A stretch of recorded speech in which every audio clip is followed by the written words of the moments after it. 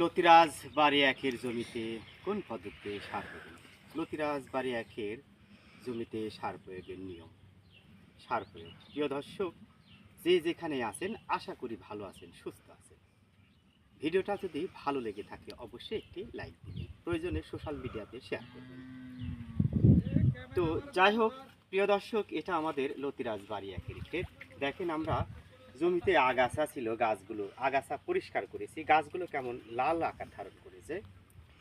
তো যাই হোক, আমরা কি কি সার আজকে প্রয়োগ করতেছি? আমরা এখানে ইউরিয়ার সাথে মোরগ মাখা মাধ্যমিক সার মিশিয়েছি।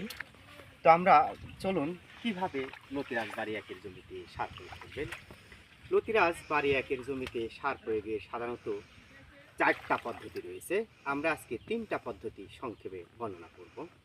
প্রথমত আপনারা দেখতে পাচ্ছেন আমরা মাঝখানে ফাঁকা জায়গা রয়েছে 1.5 হাত। আপনারা একাধিক সারের মিশ্রণ যদি ব্যবহার করেন তাহলে অবশ্যই এই নিয়মে সার প্রয়োগ করে যাবেন।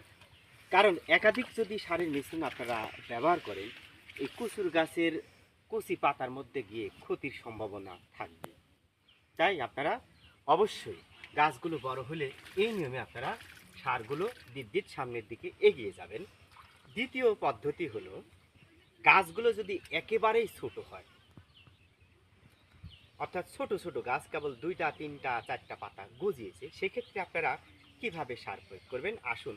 সেক্ষেত্রে আপনারা একটু চেষ্টা করবেন এই গাছের গোড়া থেকে আধা ইঞ্চি দূরে অল্প অল্প করে এইভাবে সারগুলো ছিটাতে ছিটাতে সামনের দিকে যাবেন। এইভাবে সারগুলো দিবেন, বেশি কার্যকর হবে, আগাছা খেতে পারবে না এইটা।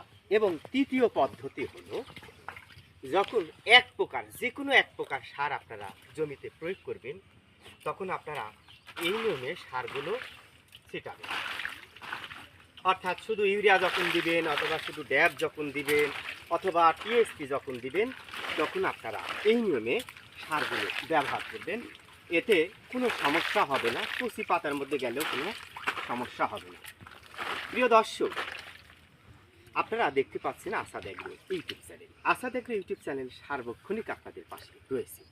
যারা লতিরাজ বাড়ি এক চাষ করতে চান অবশ্যই ভিডিও স্ক্রিনে ফোন নাম্বার দেওয়া রয়েছে, চাইলে আমাদের কাছে যোগাযোগ করে চারা সংগ্রহ করতে পারেন। দেখেন আপনাদের প্রয়োজনে আমরা মহামূল্যবান লতিরাজ বাড়ি একের বীজ, ফুল, পোয়া, চারা উৎপাদন করে রেখেছি। আপনারা চাইলে আমাদের কাছ থেকে চারা সংগ্রহ করতে পারেন। প্রিয় দর্শক, বাংলাদেশ কৃষি নির্ভর অর্থনীতি। সাধারণত কৃষির উপরেই কিন্তু বাংলাদেশের অর্থনীতি নির্ভর করে। আপনারা চাইলে সময়োপযোগী চাষাবাদ